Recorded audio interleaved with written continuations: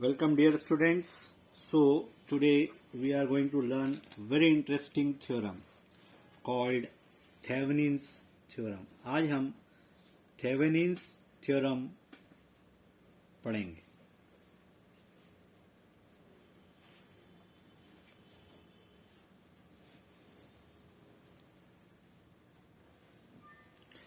So why at all these theorems are required? Thevenin theorem है, Norton's theorem है, Millman theorem है, superposition theorem है, Tellegen's theorem है, maximum power transfer theorem है. Now the question arises, why ultimately we define and derive all this theorems. Try to understand. Theorems will make your life easy. तो जहां जहां पर circuits complicated होते हैं and if you want to minimise your efforts, आप same type के circuit को बार बार सॉल्व करना चाहते हैं, उसको सिंपल बनाकर देखना चाहते हैं, तो थ्योरम्स का इस्तेमाल करते हैं. Today we are going to focus on Thevenin's theorem. Please try to see that in electricity हर थ्योरम, हर लॉ का एक ड्यूअल होता है. तो थेवेनिन्स थ्योरम का भी एक ड्यूअल है. What do we mean by that we'll see in our later lectures. आने वाले लेक्चर्स में ड्युअलिटी का मतलब हम समझेंगे जो इलेक्ट्रिसिटी में पाई जाती है. अब एक हल्का सा इशारा आपको बता देते हैं कि जहां जहां करंट से रिलेटेड थ्योरम है तो वोल्टेज से रिलेटेड भी है, नोडल एनालिसिस है तो लूप एनालिसिस भी है, किरचॉफ का करंट लॉ है तो किरचॉफ का वोल्टेज लॉ है, सीरीज सर्किट है तो पैरेलल सर्किट भी है, सीरीज रेजोनेंस होता है तो शंट रेजोनेंस भी होता है. इसी तरह से थेवेनिन्स थ्योरम है तो इसका ड्यूअल नॉर्टन्स थ्योरम भी इस दुनिया में होता है. नाउ बिफोर वी प्रोसीड, हम इसकी पहले भूमिका आपको बता दें. हमने आपको बताया इन थ्योरम्स का इस्तेमाल करने से किसी भी कॉम्प्लिकेटेड सर्किट को आप सिंप्लीफाई करके देख सकते हैं, यानी ये थ्योरम्स आपके देखने का नजरिया चेंज कर देते हैं. आप किस नजरिए से सर्किट को देख रहे हैं ये आपका बदल जाता है. एक और इंपॉर्टेंट बात, जो थेवेनिन्स थ्योरम है ये जनरल है. मींस ये डीसी सर्किट्स पे भी अप्लाई होगा, एसी सर्किट्स पे भी अप्लाई होगा. Similarly it is equally useful in electronics also.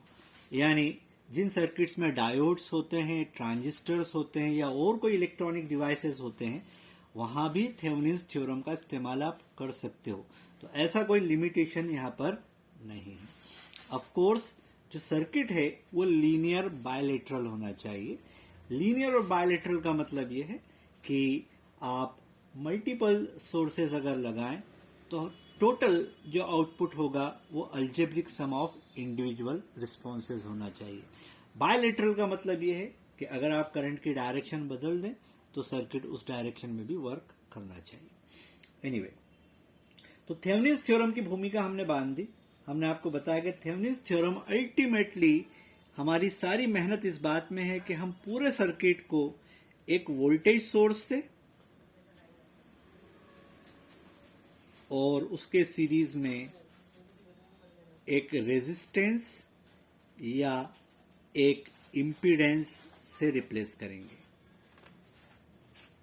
अगर आप जनरल बात करें तो इम्पीडेंस हो सकता है जो कि एसी सर्किट्स में होगा, और अगर डीसी के लिए आप फोकस करें then you can call it RTH. शुरुआत में हम इसको सिंप्लीफाइड रखते हैं तो हम डीसी के लिए इसको देखते हैं, बाद में हम इसको एसी के लिए भी अप्लाई करके देखेंगे. And as we grow up in our life हम इसको इलेक्ट्रॉनिक्स में भी इस्तेमाल करेंगे in our analogue electronics, basic electronics and other subjects. Okay, तो बात यह है कि किसी भी सर्किट को आप अगर दो टर्मिनल में से देखें ए एंड बी, अगर आपको कोई कॉम्प्लिकेटेड सर्किट दे दिया जाए और उसमें से ए और बी दो टर्मिनल्स आपको डिफाइन कर दिए जाएं, इंडिकेट कर दिए जाएं, दिखा दिए जाएं, तो उन दोनों में से अगर आप सर्किट को देखें तो सर्किट कैसा दिखाई देगा. अब सवाल यह है कि आप ऐसा क्यों करेंगे. मैंने आपको थोड़ी देर पहले कहा कि अगर आप सेम सर्किट को बार बार सॉल्व करना चाहते हैं by changing one of the elements, किसी एक एलिमेंट को बदलकर आप सर्किट का परफॉर्मेंस बार बार देखना चाहते हैं, सिंप्लीफाई करके देखना चाहते हैं, तो थेवेनिन सर्किट आपके लिए, थेवेनिन थ्योरम आपके लिए बहुत काम का है। इस थ्योरम को समझने का सबसे अच्छा तरीका यह है कि हम पहले एक एग्जाम्पल लें और एग्जाम्पल के माध्यम से हम उस चीज को समझें कि अल्टीमेटली यहां पर हम कर क्या रहे हैं। तो चलिए एक सिंपल एग्जाम्पल आपके सामने चुनते हैं। सपोज कीजिए यू हैव अ सेल जिसका ईएमएफ कैपिटल ई है और जिसका इंटरनल रेजिस्टेंस स्मॉल आर है। जितनी भी प्रैक्टिकल सेल्स होते हैं, बैटरीज होती हैं, सबका इंटरनल रेजिस्टेंस आवश्यक रूप से होता है। ये R1 एक्सटर्नल रेजिस्टेंस है, सर्किट में कनेक्टेड है। फिर यहां पर एक R2 कनेक्टेड है, ये भी एक्सटर्नल है। उसके बाद एक लोड RL नाम का रेजिस्टेंस है। जब हम इसको RL बोलते हैं और A और B हमारे दो टर्मिनल्स हम डिफाइन करते हैं, यानी हम चाहते हैं कि हम RL को अगर वेरी करें, बदलते जाएं नॉब के जरिए, तो यहां पर परफॉर्मेंस में कैसे अंतर आएगा, लाइक यहां पर करंट क्या क्या फ्लो होगा with variations in RL, like यहां पर वोल्टेज क्या आएगा across the load with changing of RL को परिवर्तित करते जाएं तो VL की वैल्यू कैसे बदलेगी और इसमें से जाने वाला जो लोड करंट है IL वह कैसे कैसे बदलेगा। तो एक तरीका तो ये है कि इस पूरे कॉम्प्लिकेटेड सर्किट को आप बार बार सॉल्व करें, RL की वैल्यू बदलते हैं। दूसरा तरीका ये है कि इसको आप सिंप्लीफाई करा लें। तो सिंप्लीफाई करने के लिए सिंपल पोस्टुलेट ये है कि सबसे पहले आप आइडेंटिफाई कर लें कि सर्किट के अंदर कितने इंडिपेंडेंट सोर्सेज हैं।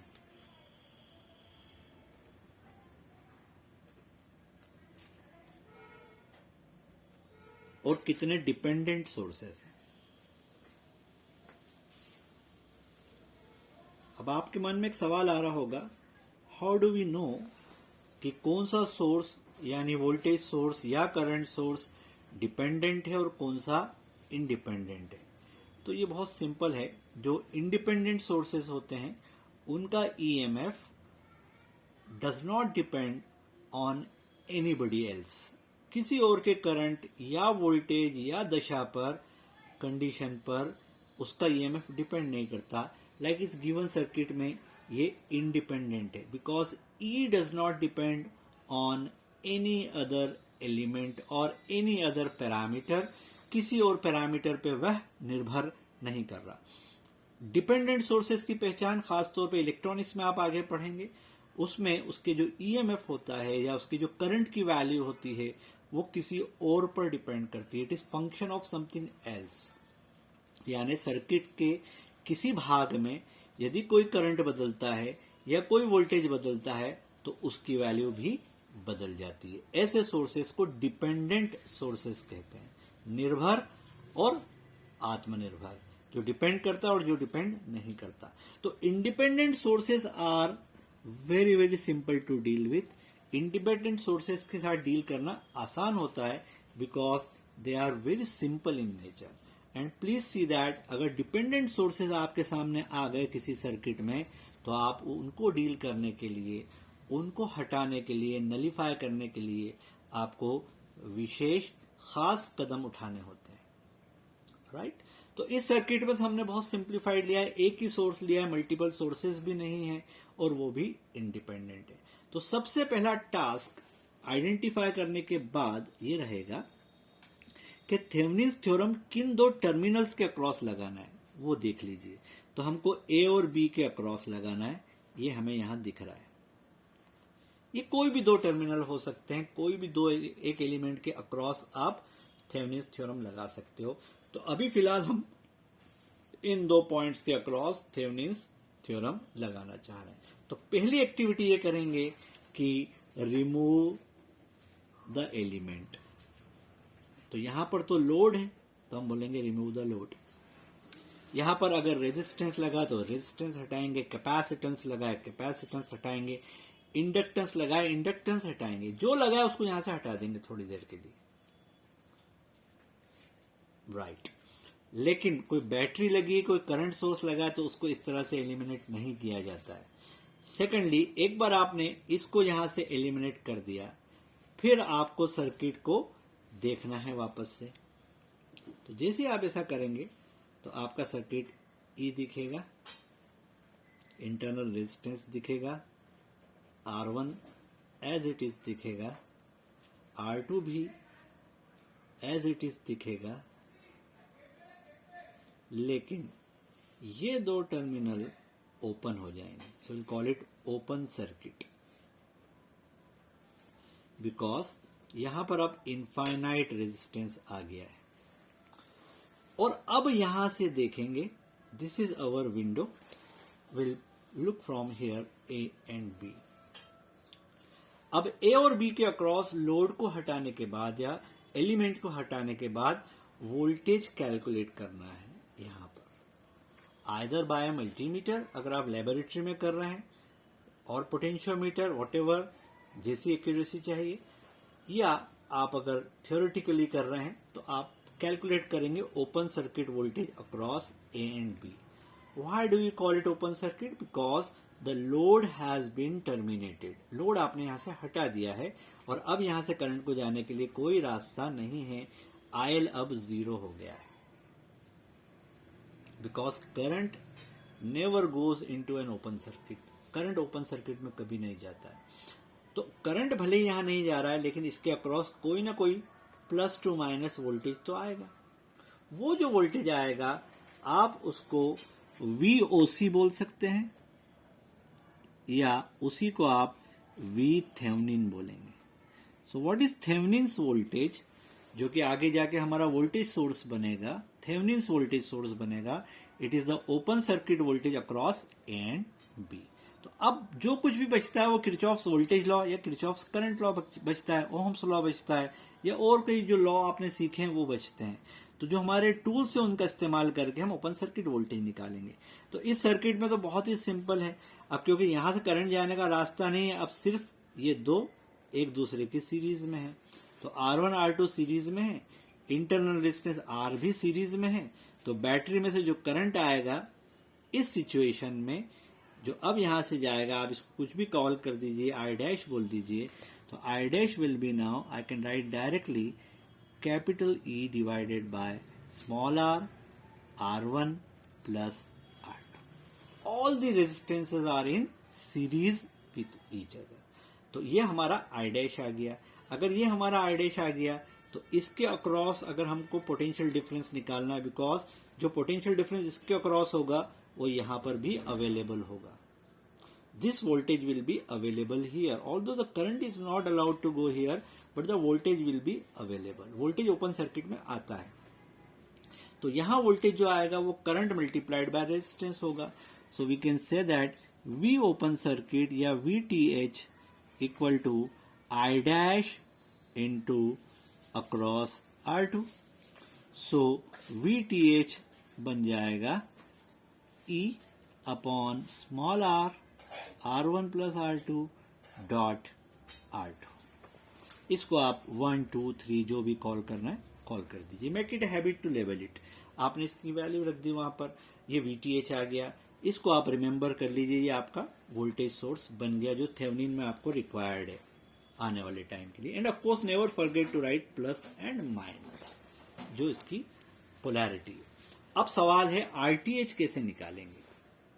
बड़ी सिंपल सी बात है। RTH निकालने के लिए जो हमारा ओपन सर्किट था, यानी जहां से हमने लोड को एलिमिनेट किया था, एलिमेंट को हटाया था, वहां से झांक कर देखेंगे, and all the independent voltage sources और current sources will be nullified. उनको हटाना है, लेकिन यहां पर एक कैच है। जब भी आप किसी इंडिपेंडेंट वोल्टेज सोर्स या करंट सोर्स को हटाएंगे तो आप उसको इस तरह से हटाएंगे कि उसका लोडिंग इफेक्ट खत्म ना हो। What do we mean by that?